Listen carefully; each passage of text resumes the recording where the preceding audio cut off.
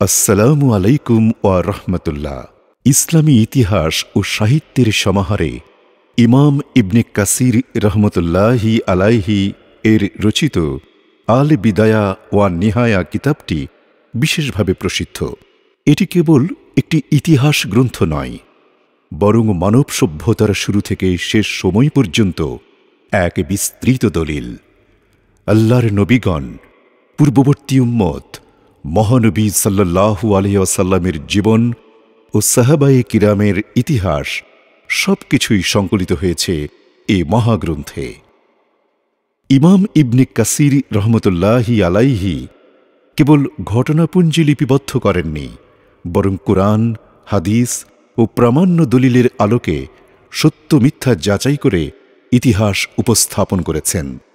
তাই এই গ্রন্থ ইসলামী ইতিহাসে এক অনন্য নির্ভরযোগ্য উৎস হিসেবে বিশ্বব্যাপী গ্রহণযোগ্যতা অর্জন করেছে।